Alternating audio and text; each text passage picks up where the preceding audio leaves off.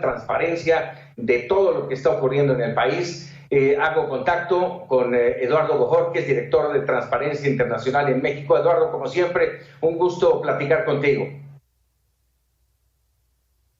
Gracias, Francisco. El gusto es todo mío. Es un honor estar en tu programa.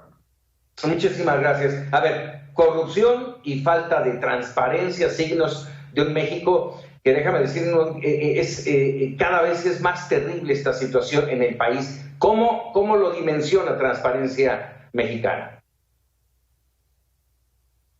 Fíjate que hace un año, en marzo de 2020, alertamos no solo en México, sino en 14 países de América Latina, Francisco, sobre cómo la llegada de la pandemia, la emergencia sanitaria, habría nuevos riesgos de corrupción, tanto para las contrataciones vinculadas con las vacunas y los tratamientos, como para otros suministros médicos y áreas del Estado. No fuimos, digamos, muy prudentes desde el primer día de la epidemia en alertar sobre los riesgos que esto tenía, y pues se han ido confirmando todas y cada una de las apreciaciones que como Transparencia Internacional hicimos para esto, para ese momento en 14 países, ¿no? Es la información, como se vio el día de hoy, no ha fluido con la soltura, la confianza necesaria, pero también hay temas muy importantes como la compra de vacunas o los tratamientos, Francisco, déjame insistir en ello, no solo son las vacunas, en donde hay que tener particular atención, porque son compras no solo muy grandes, sino que van a acompañarnos por muchos años, Francisco, ¿no? Una vez que entremos a la compra de vacunas, año con año tendremos que estar comprando más y más hasta que se resuelva el tema de COVID-19. En este tema de las vacunas, Eduardo, hay sí mucha confusión que genera desconfianza. Y hablo en este sentido. Se prometieron vacunas de Pfizer, estas vacunas llegaron en un bloque, en este momento serán alrededor de 700,000 vacunas las que llegaron de Pfizer, se detuvo, en este momento no hay vacunas de Pfizer, las vacunas de AstraZeneca están apenas en proceso, la vacuna Sputnik V, ya se prometieron 24 millones, ya se habla de que la próxima semana estarían llegando 200,000 dosis, pero no está aprobada. No hay una documentación que certifique su efectividad. Y tampoco los contratos de Pfizer se han transparentado. Decía el canciller mexicano que hay secrecía. ¿Cómo ven esta falta de transparencia? Pues, Francisco, con tal y como lo describes, la transparencia la falta de transparencia abre la puerta a la desconfianza, a la interpretación. Si los contratos con las distintas farmacéuticas se hubieran abierto desde el día 1, sabríamos quién está incumpliendo con esos contratos y cuáles eran las condiciones y características de los mismos. Ahora solo nos queda especular, hacernos preguntas o hacerle preguntas al gobierno que le resultan incómodas sobre por qué Pfizer incumplió un contrato que había sido anunciado con mucha fuerza desde Palacio Nacional. ¿Y qué está pasando con las nuevas negociaciones y contratos? Creo que este es un tema donde no vamos a quitar el dedo del renglón, se requiere enorme apertura para deslindar con mucha claridad si lo que está fallando es la empresa o lo que está fallando es la gestión del gobierno de México. Decía el canciller Ebrard, tú lo recordabas, ¿no? Que la empresa les impuso condiciones, diría el presidente López Obrador, leoninas, ¿no? En estos contratos, ¿no? Condiciones inadmisibles en términos de apertura. Creo que tendríamos que ver los contratos para entender qué condiciones le impuso al gobierno de México Pfizer o cualquier otra empresa.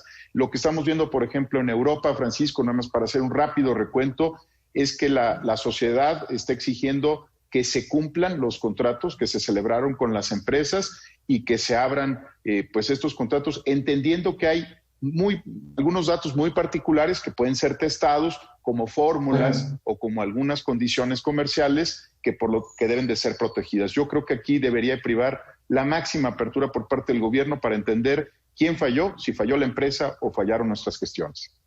¿Cómo abrir esos candados? ¿Qué hacer por parte, en este caso, de transparencia? Mira, la manera más sencilla es producir versiones públicas o versiones testadas de los contratos.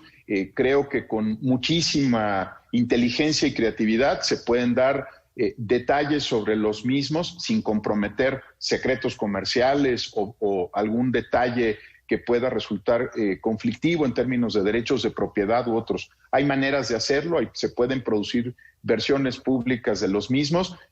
Ojalá no se repita la historia de la Fiscalía General de la República, Francisco, ¿no? Porque pues eso no es transparencia, ¿no? Lo que sacaron en una versión testada del expediente del general Cienfuegos, pues sencillamente hacía imposible la lectura del documento y no cumplía el propósito de transparentar las cosas. Pero hay maneras acorde a la Constitución mexicana y a la ley que pueden utilizarse para avanzar. Incluso pueden pedirle consejo al INAI, ¿no? Para tratar de producir estas versiones públicas de la manera más oportuna para que ustedes como medios, nosotros como ciudadanos y personas, tengamos claridad de cuáles fueron las condiciones de esos contratos y de los que vienen, porque como te decía hace un momento, Francisco, no son solo las vacunas, los tratamientos ya están en etapas muy avanzadas y seguramente se van a tener que firmar algunos contratos adicionales para el tratamiento de los casos de COVID, que como se ha dicho ya el día de hoy ampliamente, siguen creciendo en nuestro país.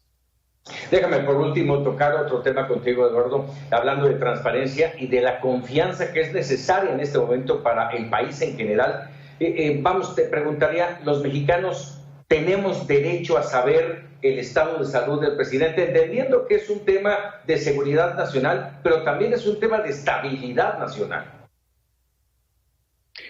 No hay ninguna duda, la Suprema Corte de Justicia de la Nación, Francisco, ha sido muy clara. Cuando una persona, cuando un particular cruza la línea al servicio público, se somete a un régimen de exigencia, vigilancia y transparencia mucho mayor que el resto de los ciudadanos.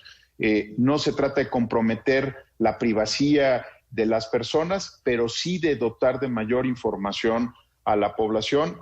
Como el propio presidente López Obrador lo ha dicho, tomo la frase del propio presidente, él ya no se pertenece, ¿no? Él ya es jefe del Estado mexicano, jefe del gobierno mexicano, y en ese carácter la información sobre su estado de salud, sin comprometer detalles de privacidad ni acceder a fotografías durante el tratamiento o temas que puedan lastimar, digamos, su intimidad, la información pública sobre el caso de la salud del presidente tiene que ser enorme. Hay muchos antecedentes, desde el presidente Santos en Colombia, ¿no? Que hizo público que tenía cáncer de próstata e incluso fue intervenido quirúrgicamente. Y en el caso mexicano, en las intervenciones anteriores a presidentes, también se ha hecho pública la información. Eduardo Bojorquez, como siempre, agradecido de estos minutos para Mega Noticias TVC. Al contrario, Francisco, el agradecido soy yo. Que pases buena noche.